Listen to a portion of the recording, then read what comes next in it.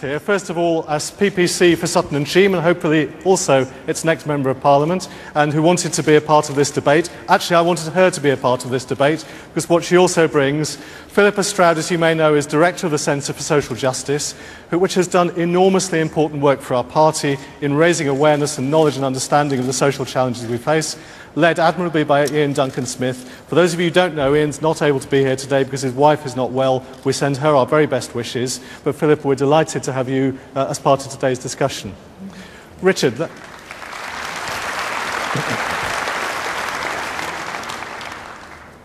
Richard, to start off with, you've now had a lot of experience of these issues. What do you think that we need to do most to try and break down the gang culture, and particularly to break down the gang culture where it gets permeated into organised crime, into the drugs trade? First of all, thank you very much for this privilege. The issue is so wide these days, gang culture, the way it was before. It has transcended into several arms now. So the issue has to be dealt with. It has to be held by the horn. You know, we have to nip it because young people as young as 17 up to the age of 19, they've inculcated the culture of gang, getting themselves into gang practice. So we need to, address the issue right from the onset, where it's starting from the home, from the parents, from the schools, from the communities. There are supposed to be laws that will have to be introduced, that will be very strong, stringent laws that will have to be dealt with, allowing young people to join gangs. The post-Cold War and all those issues have to be addressed. So what do you think is working so far and what do you think isn't in this country? A lot of efforts taking place around the country. You yourself, through the Trust, are involved in a number of those efforts. What would you highlight as being the things that are making the biggest difference? In terms of positive or negative results, the issue negatively is the use, the access to which young people have been involved in the use of drugs. Many of them, right from maybe the age of 10, have access to the use of drugs. And this leads into terrible crimes that they go out and perpetrate on the street. So we need to address that, because the positive side of it is the approach by which we have adopted in going to schools, in addressing young people in schools, talking to young people in schools, telling them about the great opportunities they have in this world. They should value life, take away the negative side of things happening in the society. The society, has been exposed to so much civilization that so many things are happening. We talk to young people about the negative side of it. We talk to them about the positive side of it and the danger that will accrue, if they get involved in the negative side. So we go to schools, we go to faith groups, we talk to faith groups, and we are getting results along that line amongst young people. The area that we have difficulties is is on the street, where these gangs have formed themselves as, areas that you cannot go to. No-go area is created in certain parts of the communities where people cannot move from one postcode area to the other. Young people cannot do that. So that's the area we find it difficult to have a breakthrough with. That's where we need to address mostly. So effectively you think we need a law and order system that's very tough, but also to provide positive avenues to take young people away from that kind of environment? Yes, we will always address that issue as one of those areas you have to deal with. The government has to come up with a very strong policy that will deal with that, rather than allowing the young people to continue to feel as if an area is no-go area. There is law and order in a country. There shouldn't be an area where young people will create an area where the other side cannot move into.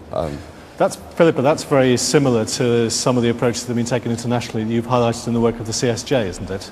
Yes, I mean, it's very interesting. If you look at what's happened in Boston, for example, they took this sort of approach where they were very strong in terms of cracking down and saying to gang members, you know, thus far and no further, you are not going to get away with your activity any longer.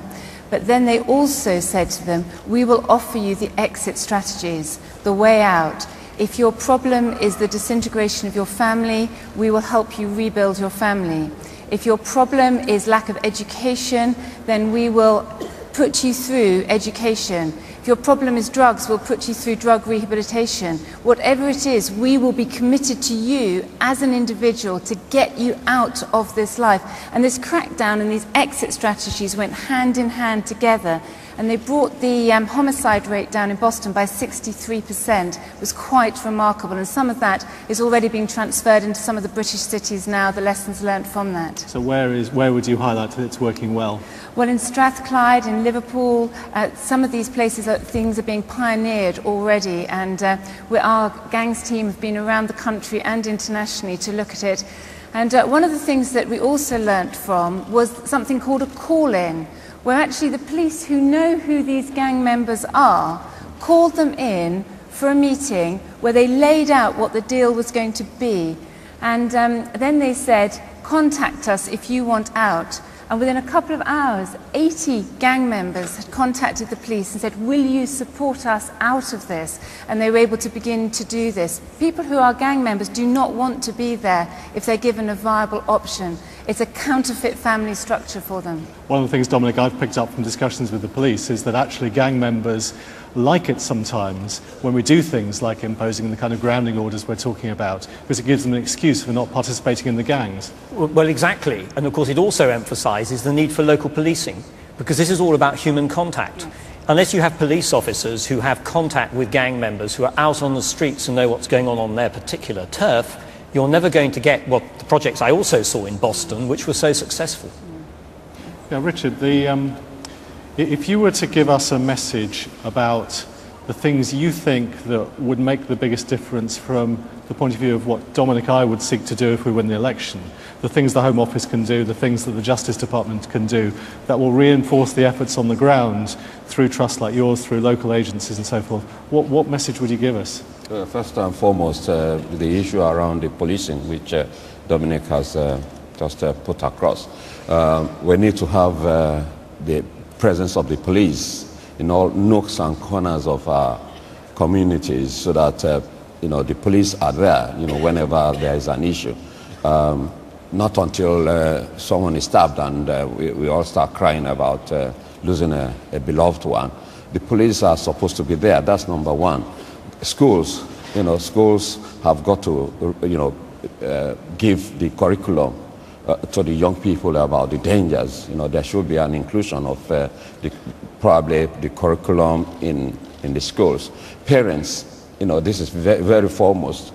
The parents have got to be involved, very much involved in the upbringing of their children. That's one of the great challenges, the breakdown of family, and many of the kids in these areas don't actually have any kind of stable family life. No, they don't. Most parents are somewhere else, probably in the pub when the children are back in school. From schools, the children are back at home without nobody to serve their dinner, to serve to send them to bed. So those kids are out there on the street after not seeing the parents at home. They go out in the street and commit a crime. So that's an area we need to appeal to parents to take charge, to take control of the upbringing of their family. Yeah, and it's one way I think the mentoring that comes to the voluntary sector is so important. Well, the voluntary sector needs a lot of support from whichever government comes to power. There is a lot that is being done voluntarily out there without any support from the government, and this is an area we need to really address. That people are there supporting police effort, supporting government effort, and here they are. Victims' families are the ones suffering, at the end, whereas the the perpetrators are having the best of life. It doesn't affect them. What we have suffered doesn't affect those who killed our children. So we need to address all those areas as well. Absolutely. Richard, we're very grateful to you for coming. I really applaud the work the Trust is doing.